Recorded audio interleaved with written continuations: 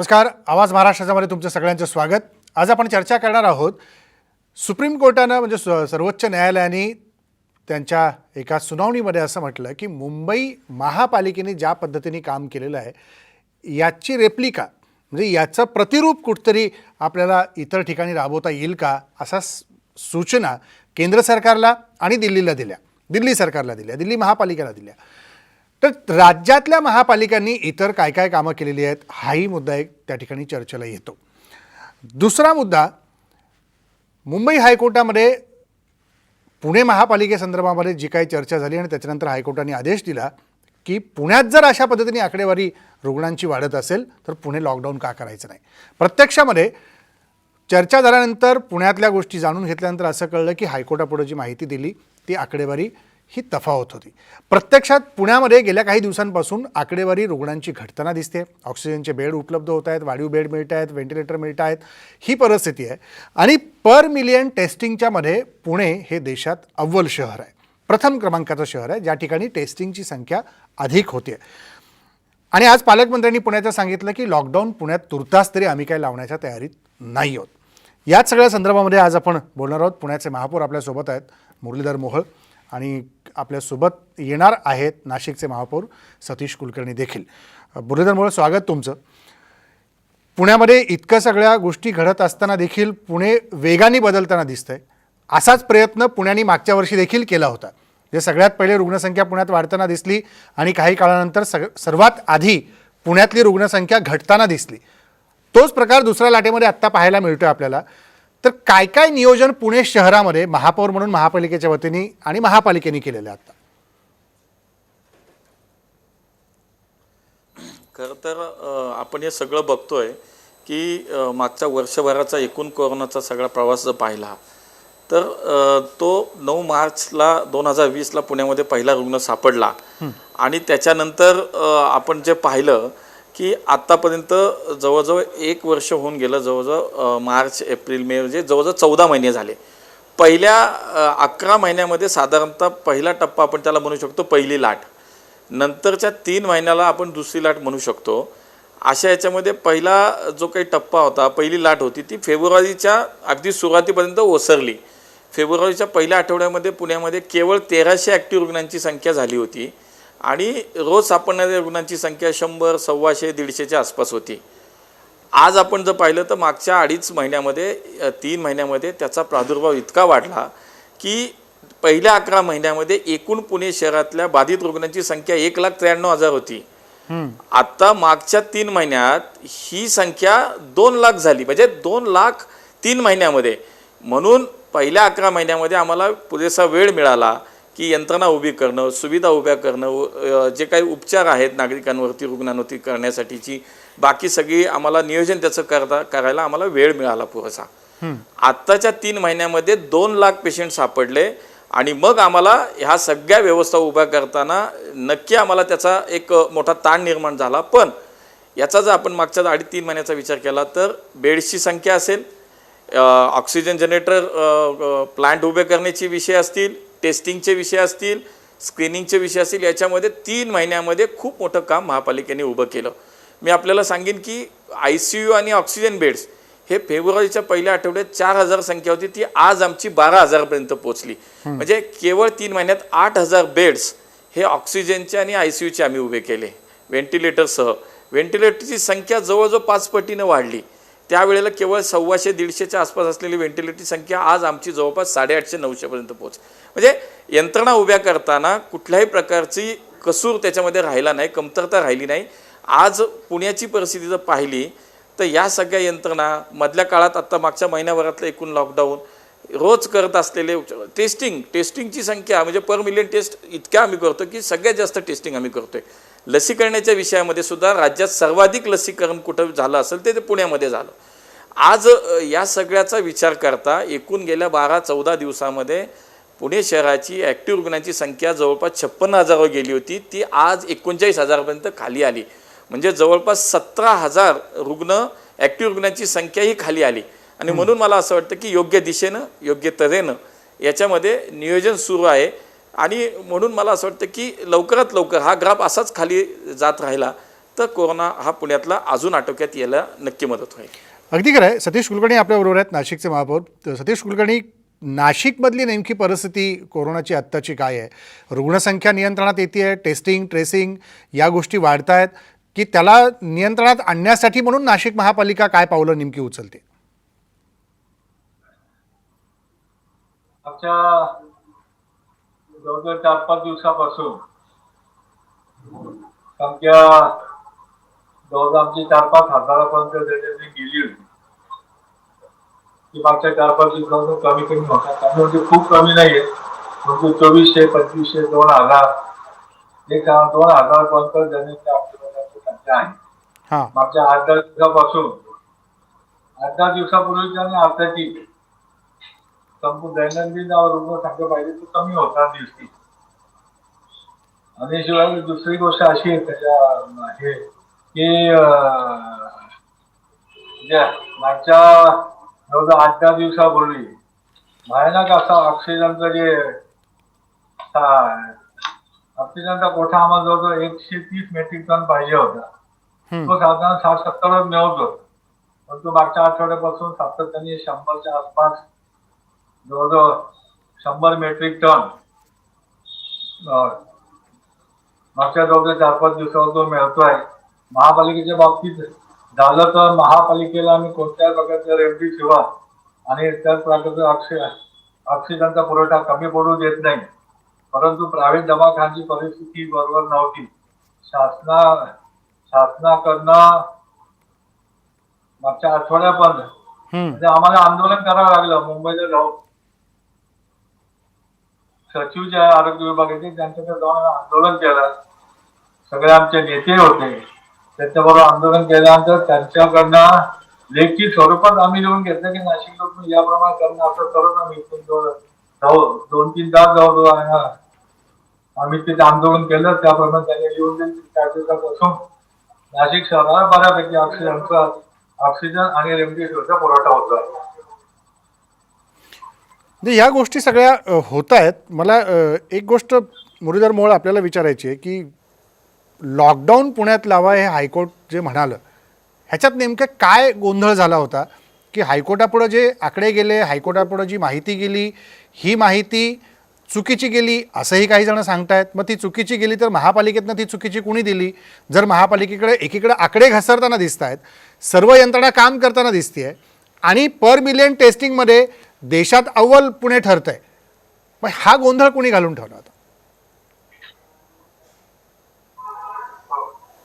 मुळामध्ये काल हायकोर्टानं जे ऑर्डर केली किंवा त्यांचं जे म्हणणं त्यांनी काल मांडलं त्याच्यामध्ये जी काही PIL दाखल होती, जनहित याचिका दाखल होती, त्याच्यावरती हायकोर्टानं काल आपलं म्हणणं मांडलं. परंतु ह्याच्यामध्ये कुठेही महानगरपालिकेला पार्टी केलेलं नव्हतं. पुणे महानगरपालिका कुठेही ह्याच्यामध्ये पार्टी नव्हती. त्यामुळं महानगरपालिका म्हणून तयारी करून तिथे आकडेवारी देणं, माहिती देणं असं आम्हाला करता आलं नाही. एक दुसरं याच्यामध्ये ही जी काही माहिती होती ही राज्य सरकारच्या माध्यमातून त्या ठिकाणी दिली गेली. त्याच्यामध्ये गोंधळ असा झाला, मला असं वाटतं की ज्या वेळेला हे प्रसारमाध्यमांमध्ये येतं, वर्तमानपत्रामध्ये येतं की मुंबईची ॲक्टिव्ह रुग्णांची संख्या मुंबई इतकं मोठं शहर असताना सुद्धा केवळ 53,000-54,000 आहे आणि पुणे त्याच्यापेक्षा छोटा असताना 1 लाख ॲक्टिव्ह रुग्णांची संख्या कशी, त्यामुळे पुण्यामध्ये कडक लॉकडाऊन करा, हा खरा कालचा विषय होता त्या ऑर्डरमधला. तर मला त्याच्यामध्ये हे स्पष्ट केलं पाहिजे की मुळामध्ये आज पुण्यामध्ये ॲक्टिव्ह रुग्णांची संख्या ही केवळ 39,000 आहे. जी काही 1 लाख ॲक्टिव्ह रुग्णांची संख्या जी काही म्हणण्यात आलं ते कदाचित पिंपरी चिंचवड महापालिका, पुणे महापालिका आणि पुणे ग्रामीण असं मिळून जे पुणे जिल्हा आपण म्हणतो, या जिल्ह्याची ॲक्टिव्ह रुग्णांची संख्या 1 लाख कदाचित म्हणायची असेल. तर मला असं वाटतं की तिथे जी आकडेवारी सादर करण्यात आली, जे काही तिथं म्हणणं मांडण्यात आलं सरकारच्या माध्यमातून, तर तिथं हे सांगितलं गेलं पाहिजे होतं की पुणे शहर इतकं, पिंपरी चिंचवड शहर इतकं आणि पुणे ग्रामीण इतकं, असं जर ते स्पष्टपणे व्यवस्थितपणे मांडता आलं असतं तर मला असं वाटतं की काल पुन्हा लॉकडाऊनचा हा विषय कडक करा किंवा असा मला असं वाटतं कोर्टाच्या समोर त्यांच्या आला नसता. कारण शेवटी त्यांच्यासमोर काय माहिती ठेवली जाते याच्यातच सर्वोच्च न्यायालय त्याच्यामध्ये त्याचं म्हणणं मांडतं. त्यांच्या म्हणण्याचं, त्यांच्या ऑर्डर जे काही त्यांनी सांगितलं त्याचा पूर्णपणे आदर ठेवून मी हे सांगेन की पुण्यामध्ये परिस्थिती खूप चांगली आहे. पुण्यामध्ये मुंबईला जर 53,000 ॲक्टिव्ह रुग्णांची संख्या असेल तर पुण्यामध्ये ती केवळ 39,000 आहे. मागच्या 12 ते 13 दिवसामध्ये ही 17,000 खाली आली आहे. पुण्यामध्ये अत्यंत चांगल्या उपाययोजना आपण करतोय. पॉझिटिव्हिटी रेट खाली आला आहे. आमचा मृत्यूदर स्थिर आहे. याच्यामध्ये नव्यानं महाराष्ट्रातली पहिली महापालिका आहे की ज्यांनी स्वतःचे महापालिकेचे सगळे हॉस्पिटल्स आमचे प्रमुख 8 ठिकाणी आम्ही ऑक्सिजन जनरेटर प्लांट उभे करतो. काल 3 प्लांट आमचे उभे राहिले.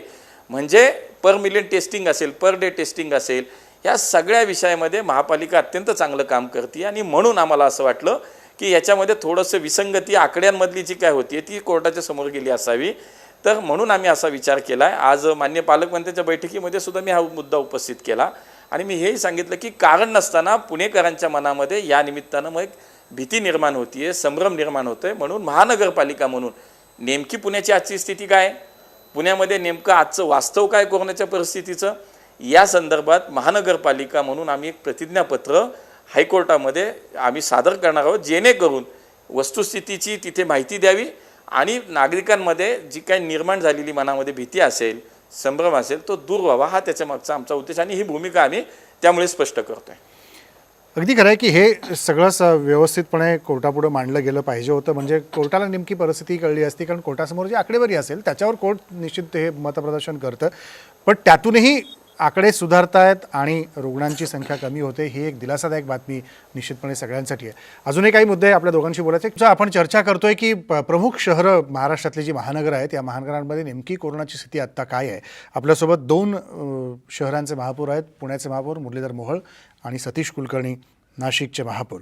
सतीश कुलकर्णी, एक मुद्दा सातत्याने चर्चेला जातोय गेल्या 8 दिवसांपासून की आत्ता आपण संक्रमणाची ही सगळी अवस्था पाहतोय ती कोरोनाच्या दुसऱ्या लाटेची आहे आणि कदाचित जुलै ऑगस्टमध्ये कोरोनाची 3री लाट येऊ शकते असं वैज्ञानिकांचं म्हणणं आहे, शास्त्रज्ञांचं म्हणणं आहे, वैद्यकीय क्षेत्रातल्या लोकांचं म्हणणं आहे.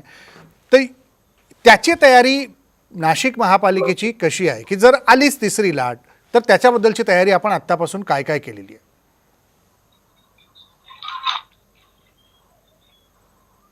येत्या 5-6 दिवसामध्ये नवीन आता 1,500 बेड आम्ही जवळजवळ त्या ठिकाणी नवीन तयार करतोय. त्याच्यामध्ये महत्वाचं म्हणजे 100 बेडचं लहान मुलांसाठी हॉस्पिटल आम्ही एवढ्या 4-5 दिवसामध्ये तो निर्णय घेतोय. लहान मुलांसाठी 100 बेडचं हॉस्पिटल आम्ही 8 दिवसाच्या आत चालू करतोय. याचबरोबर जम्बो सिलेंडर क्षमता असलेले CSR फंडातून 150 असे सिलेंडर दररोज तयार होतील अशा क्षमतेने आमचं काम चालू आहे. ऑक्सिजनचा तुटवडा नाशिक महापालिकेला किंवा क्षेत्राला पडू नये यासाठी आम्ही आमचे जे 2 मोठे रुग्णालय आहे बिटको आणि झाकीर हुसेनचं, त्या दोन्ही ठिकाणी मागच्या 2-3 महिन्यापूर्वी आम्ही त्या टाक्या बसवल्या होत्या. त्याच्या शेजारी परत एक नवीन अशी पर्यायी मागच्या 22 एप्रिलला जी दुर्घटना झाली तशी काही किंवा लिकेजचा काही प्रॉब्लेम येऊ नये म्हणून त्या ठिकाणी आम्ही आता नवीन दोन्ही ठिकाणी पर्यायी जादा आणि जादा अशी जी नवीन जी ऑक्सिजनची टाकी आम्ही उभारतोय. याचबरोबर तपासणीसाठी त्या आता सध्या 2500 वरून 5000 आम्ही ते नेतोय. याचबरोबर नागपूरच्या संपूर्ण त्या शहरामध्ये ज्याप्रमाणे शहरामध्ये ॲम्ब्युलन्स शहरामध्ये सगळी करून त्या ठिकाणी शहरामध्ये जागोजागी तपासणीसाठी पण आम्ही जवळजवळ 12 ते 15 ॲम्ब्युलन्सचे नवीन हे करतोय. आणि परत आणखी दुसरी गोष्ट लसीकरणावर पण आमचं भर देणं चालू आहे. परंतु शासनाकडनं म्हणजे केंद्र सरकारकडनं ज्या एजन्सी होते शहर जिल्ह्यासाठी पाहिजे त्या प्रमाणात येत नाही लसीचं हे तुम्हाला आजची आकडेवारी सांगितलं. केंद्र शासनाकडनं जवळजवळ 3,13,550 डोस आजपर्यंत आले आणि एकूण झालेलं काम 3,013 जरी असलं परंतु राज्य शासनाच्या मार्फत फक्त 8,500 डोस आम्हाला आलेले आहे. मी महाराष्ट्रामध्ये हा मुद्दा लसीकरणाचा मला घ्यायचाच आहे. मी परत तो प्रश्न विचारतोच. मुरलीधर मोहोळ, जो प्रश्न मी सतीश कुलकर्णींना विचारला की तिसऱ्या लाटेसंदर्भात जे पुणे महापालिका आत्ता वेगवेगळ्या पद्धतीने काम करते, जसं तुम्ही काही महापालिकेतल्या रुग्णालयाचं उदाहरण दिलं की ऑक्सिजन प्लांट उभा करताय, त्याची कमतरता भासता कामा नये, अवलंबत्व आपलं इतरांवरती असता कामा नये, आपल्याकडे ती यंत्रणा कार्यान्वित असली पाहिजे आणि कुठलेही प्रश्न त्या वेळेला सोडवताना अडचणी येता कामा नयेत. जर तिसरी लाट आलीच तर त्याची तयारी पुणे शहरासाठी म्हणून महापालिकेच्या वतीने काय करण्यात आली आहे आणि शक्यता अशी आहे की लहान मुलं अधिक तिसऱ्या लाटेमध्ये बाधित होतील असा एक धोका वर्तवण्यात आला आहे, तर त्याकरता म्हणून काय पावलं घेतलेली आहे? निश्चितपणे या सगळ्या विषयाची तयारी आम्ही सुरू केली आहे. दुर्दैवानं जर तिसरी लाट आलीच तर जसं आता काही तज्ज्ञांचं मत आहे की त्याच्यामध्ये लहान मुलांना जास्त धोका संभवतो, या सगळ्या पार्श्वभूमीवरती लहान मुलांसाठीचं हॉस्पिटल उभं करण्याचं कामसुद्धा आता आम्ही सुरू करतो आहे. आमचं येरवड्यामध्ये राजीव गांधी हॉस्पिटल आहे, तिथे 50 बेडचं ऑक्सिजन बेड, आता 50 ऑक्सिजन बेडची आम्ही त्या ठिकाणी तयारी लहान मुलांची म्हणून करतो आहे. गर्भवती महिलांसाठीचं एक वेगळं हॉस्पिटल आमचं आता ह्याच्यामध्ये सुरू आहे. अधिकच्या ह्याच्यामध्ये जी आत्ताच्या ह्या 2-2.5 महिन्यामध्ये जिथं ही संख्या खूप वाढली शहरातली, त्यावेळेला आपल्याला नेमक्या कोणत्या अडचणीला सामोरं जावं लागलं याचा विचार करून त्याच्यामध्ये आम्ही आता ह्या सगळ्या गोष्टींना प्राधान्य देतो. जसं मी मागाशी म्हणालो की महानगरपालिकेची आमची जेवढी हॉस्पिटल्स आहेत आता ती सगळी हॉस्पिटल्स आज उद्या अशी लाईन आणि याच्यामध्ये ऑक्सिजन जनरेटर प्लांट्स आमचे आता उभे राहत आहेत. 3 उभे राहिले, आमचे 5 पाईपलाईनमध्ये आता आहेत की ते सुद्धा आमचे ऑक्सिजन प्लांट्स, आपले जनरेटर प्लांट्स आमचे उभे राहत आहेत. तर महानगरपालिकेच्या हॉस्पिटलसाठी लागणारे आमच्या इथून पुढच्या ऑक्सिजनची व्यवस्था आम्ही आमचीच करतो आहे. एक दुसरं, शहरातले जे खाजगी हॉस्पिटल्स आहेत त्याच्यामध्ये सुद्धा आता अशा प्रकारचे आदेश आता महानगरपालिका देते की त्याच्यामध्ये प्रत्येक खाजगी हॉस्पिटलनी ज्याच्या बेडची संख्या आहे जितकी आहे त्या प्रमाणामध्ये ऑक्सिजन जनरेटर प्लांट आता त्यांनी चालू केलं पाहिजे. या प्रकारच्या सूचना महानगरपालिका देते, आदेश काढतो आहे आम्ही. शहरातले जेवढे लहान मुलांचे हॉस्पिटल्स असतील त्यांच्याची सुद्धा आता आमची खाजगी हॉस्पिटल त्यांच्याची सुद्धा आता आमची बोलणी सुरू झाली आहेत. त्याच्यामध्ये आम्ही महानगरपालिका म्हणून या हॉस्पिटलसोबत किती हॉस्पिटलसोबत आम्ही करार करून घेऊ शकतो, यांना आमच्याशी MOU करून महानगरपालिका म्हणून याच्यामध्ये आम्ही किती बेड्स उपलब्ध पुढच्या काळामध्ये लहान मुलांसाठी करू शकतो याची सुद्धा आता तयारी आम्ही सुरू केली आहे.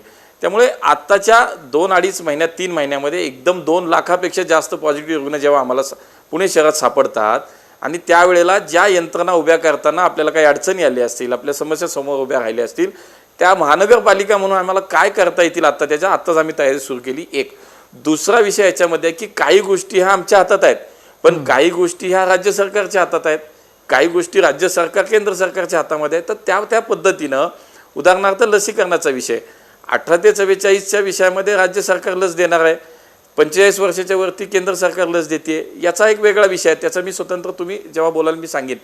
याच्यामध्ये राज्य सरकार म्हणून आत्ताच्या परिस्थितीमध्ये जेव्हा रेमडेसिवीरचा प्रॉब्लेम आला, जेव्हा टोसिलिझुमॅबचा प्रॉब्लेम आला, इंजेक्शनचा प्रॉब्लेम येतो, जेव्हा ऑक्सिजनचा प्रॉब्लेम, तर काही विषय आमच्याशी जे संबंधित आहे जे आम्ही करू शकतो.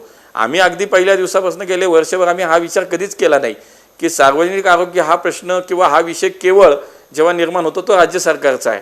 आम्ही असं कधीच म्हटलं नाही. प्राथमिक आरोग्य सुविधा पुरवणं इतपतच महापालिकेची जबाबदारी आहे. पण याच्यामध्ये कुठे आम्ही बोट दाखवलं नाही, आम्ही कुणावरती कामाच्या बाबतीत जबाबदारीच्या बाबतीत ढकलाढकली केली नाही. पण काही गोष्टी आता FDAच्या अंतर्गत तुम्ही ऑक्सिजनचा कंट्रोल तुमच्या FDAच्या अंतर्गत आणला आहे, रेमडेसिवीर सारखे इंजेक्शनचा कंट्रोल तुम्ही तुमच्या FDAच्या अंतर्गत आणला आहे. तर मला वाटतं की ह्या सुद्धा राज्य सरकारच्या माध्यमातून सुद्धा ज्या सुविधा, ज्या यंत्रणा आपल्याला शहरांना, जिल्ह्यांना पोचवायच्यात त्यासुद्धा मला असं वाटतं महापालिका म्हणून आम्ही तर करतोयच, पण आम्ही सगळं करायचं आणि जे महत्त्वाचे विषय असेल ते जर राहिले उद्या तर मग पुन्हा एकदा नव्या संकटाला, नव्या प्रश्नांना तोंड द्यायला लागू नये. तर म्हणून आम्ही आमच्या पातळीवर खूप प्रयत्न करतोय. त्याचप्रमाणे राज्य सरकारने सुद्धा ज्या आपल्याला व्यवस्था आपल्याला खाली पुरवायच्यात त्यामध्ये सुद्धा आता विशेष स्वरूपानं लक्ष घातलं पाहिजे. ऑक्सिजनचा तुटवडा हा एक मोठा प्रश्न आपल्यासमोर निर्माण झाला आहे, तर त्याच्या संदर्भात आत्ता पावलं उचलली पाहिजे. जसं आमच्या स्तरावर आम्ही करतोय तसं त्यांनी त्यांच्या स्तरावरती आत्तापासून तयारीला लागलं पाहिजे. अगदी खरं आहे. शेवटचा एक प्रश्न कॉमन दोघांनाही विचारायचा तो म्हणजे लसीकरणाच्या बद्दलचा. पुण्यापासून मी सुरुवात करतो. पुणे शहरामध्ये लसीकरणाचा वेग कसा आहे, आत्तापर्यंत किती लसीकरण पूर्ण झालेलं आहे आणि भविष्यातला जे तुम्ही मगाशी आता उल्लेख केला 18 ते 44 आणि 45 ते पुढचा वयोगट, यांचं लसीकरण पूर्ण करायचं असेल तर दररोज किती लसींचा साठा किंवा डोस आवश्यक आहे उपलब्ध होणं? याच्यात असं आहे राजेंद्रजी की आज शहरामध्ये नाही एकूणच राज्यामध्ये 2 प्रकारचे लसीकरण मोहीम सुरू आहेत. एक आहे 45 वर्षावरील नागरिकांना सरसकट लस देणं आता, आणि 18 ते 44 वयोगटासाठी लसीकरण करणं. 18 ते 44 वयोगटासाठी राज्य सरकार त्यांच्यामार्फत आत्ता लस आम्हाला पुरवती आहे. पण आज एकूण पुणे शहरातला जर विचार आम्ही केला तर 18 ते 44 वयोगटातली पुण्यातली लोकसंख्या 20 लाखाच्या पुढे आहे. 22-23 लाखापर्यंत ती जाते, आणि आम्हाला मात्र 5,000 लस आल्या त्या 7 दिवस पुरवा. मग हा प्रश्न आमच्यासमोर निर्माण होतो. आम्ही ऑनलाईन जेव्हा रजिस्ट्रेशन करायला लिंक आम्ही ओपन करू त्यावेळेला 2 ते 3 मिनिटात स्लॉट संपून जातात. आज ही परिस्थिती आहे की लोकसंख्या मोठी आहे आणि लसीचा तुटवडा कमी आहे.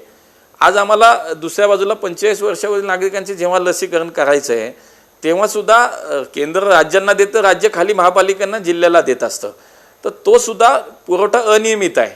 म्हणजे काल आम्हाला लस आली तर आम्हाला ह्याची खात्री नाही की आज आम्हाला लस येईल म्हणून, आम्हाला ह्याची खात्री नाही उद्या किती येईल म्हणून.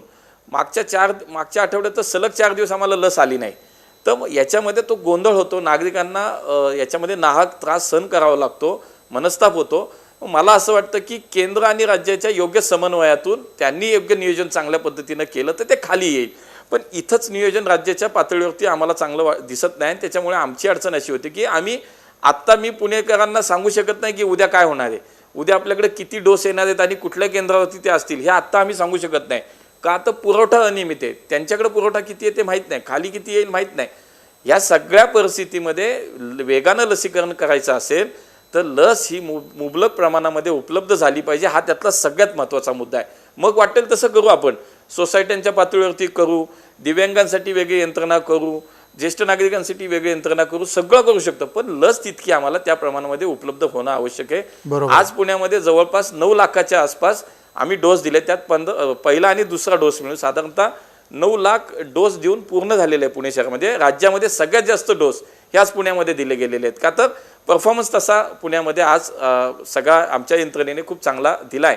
म्हणून मला असं वाटतं पुढच्या ह्याच्यामध्ये लस जितकी येईल तितकं त्याच्यामध्ये नियोजन व्यवस्थित होईल. तर हे जर राज्य सरकारच्या पातळीवर नियोजन झालं तर खाली आम्हाला याच्यामध्ये अडचण निर्माण होणार नाही, एवढं मला या ठिकाणी सांगावं वाटतं. अगदी खरं आहे की या सगळ्यामध्ये नियोजन सगळ्यात महत्त्वाचं आहे. ते कोणीही करावं, केंद्राने करावं, राज्याने करावं किंवा महापालिका स्तरावर करावं. अगदी थोडक्यात सतीश कुलकर्णी, नाशिकची काय परिस्थिती आहे लसीकरणाच्या बाबतीत? राजेंद्रजी, एका गोष्टीकडे तुमचं मला लक्ष वेधायचंय. नाशिक महापालिकेचे जे 2 दवाखाने, तिथल्या त्या 2 दवाखान्यामध्ये 1100 ते 1150 पेशंटची सोय. उत्तर महाराष्ट्रातलं सगळ्यात जास्ती आमचे जे दोन्ही आमचे दवाखाने त्याच्यामध्ये रुग्णसंख्या आहे. इथलं जिल्हा रुग्णालयामध्ये मागच्या आठवड्यापर्यंत 80 बेडची व्यवस्था फक्त करण्यात आलेली होती. तालुका बेसर कोणतं हे नाही. त्याच्यामुळे काय होतं, वळे, नंदुरबार, जळगाव, मालेगाव बाकीच्या जवळच्या आणि लांबच्या शहरातून सुद्धा जास्तीत जास्त पेशंट महानगरपालिकेकडे जवळजवळ ते संपूर्ण वर्ग होता. त्याला कारण असं आहे की आमच्याकडे कोणती गैरसोय अशी नाही. जे रेमडेसिवीर पाहिजे, ऑक्सिजन पाहिजे, शासनाने किंवा जिल्हा पातळीच्या नियोजनामध्ये समजा तालुका बेसर या सगळ्या गोष्टी मिळाल्या असतात ते लोक आमच्याकडे राहिले. जिल्हा रुग्णालय संपूर्ण जिल्ह्यात असताना फक्त 80 बेडची त्यांची व्यवस्था मागच्या आठवड्यापर्यंत होती. नवीन आता जे आलेले CSC तिथे आता 200 बेडची आता व्यवस्था केलेली आहे. त्याच्यामुळे शहराचा आणि बाकीच्या इथे सात लोडा महापालिकेवर आहे. आणि परत त्याच्यावर तुम्ही जसं तेही केलं मागच्या आठवड्यापर्यंत देवेंद्रजींनी परवाच आता महिन्याला जामनगर वरून दर महिन्यात जवळजवळ 8 टँकरची उपलब्ध करून दिली. त्याच्यावर आमचा थोडंसं आता बऱ्यापैकी झालेलं आहे. लसीकरणाची काय स्थिती आहे? लसीकरणाची स्थिती काय आता? लसीकरणाची जी स्थिती आहे 8,500 डोस आले फक्त आता म्हणजे काल आले. मागच्या जवळजवळ 4-5 दिवसामध्ये एकही लसीकरण झालेलं नव्हतं. त्याच्यामध्ये लसीकरण आजच्या लसीकरण ते 6,041 झालेलं आहे. हम्म. त्याच्यामुळे शहराची एकंदर लोकसंख्या त्याने राज्य शासनाकडनं केंद्र सरकारकडनं जे काही लसीकरण आहे ते त्याचं प्रमाण वाढवण्याची अत्यंत गरज आहे त्याच्या पाठीमागे. बरोबर आहे की लसीकरणाचं प्रमाण वेगाने वाढण्याची गरज आहे आणि त्या प्रमाणात डोस देखील महापालिकांना आणि त्या शहरांना उपलब्ध होण्याची गरज आहे. धन्यवाद मुरलीधर मोहोळ आणि सतीश कुलकर्णी, तुम्ही आलात आणि या सगळ्या प्रत्यक्ष परिस्थितीमध्ये खरे कोविड योद्धे यंत्रणेबरोबर तुम्ही सगळे महापौर आणि लोकप्रतिनिधी पण आहात. त्यामुळे यापुढे आपण सगळ्यांनीच अशी तयारी ठेवूया की तिसरी लाट येणार नाही दुर्दैवानी, आणि त्या लाटेला आपण थोपवण्याकरता म्हणून प्रत्येकजण प्रयत्न करू. माध्यमं म्हणून जनजागृतीसाठी आम्ही सगळेजण सोबत आहोत. दिलासादायक लोकांना ही गोष्ट आहे की रुग्णसंख्या कमी होती आहे आणि लसीकरणाचा वेग वाढवण्यासाठी म्हणून आता सर्वच पातळीवरती प्रत्येक यंत्रणेनी काम करणं तितकंच गरजेचं आहे. धन्यवाद दोघांचे, तुम्ही आलात आणि सविस्तरपणे तुमच्या शहरामधली माहिती जनतेपर्यंत पोहोचवली महाराष्ट्राच्या, त्याबद्दल. या पद्धतीने महाराष्ट्रात लसीकरण होणं आत्ता गरजेचं आहे आणि त्याबरोबरीने जसं प्रत्येक महापालिका आपापल्या यंत्रणा अधिक कार्यान्वित करण्याचा प्रयत्न करते आहे, तशाच यंत्रणा आता ग्रामीण भागात देखील अधिक कार्यान्वित होणं गरजेचं आहे. कारण शहरांवरती येणारा ताण हा हळूहळू शहरात जर आपल्याला उपलब्धता होत नसेल तो ग्रामीण भागाकडे वाढणार आहे, हे निश्चित आहे. त्यामुळं ती पुढे कुठलीही अडचण येणार नाही याची काळजी घेऊन आता ग्रामीण भागाकडे देखील अधिक लक्ष देणं तितकंच महत्त्वाचं आहे. इथंच थांबू. नमस्कार.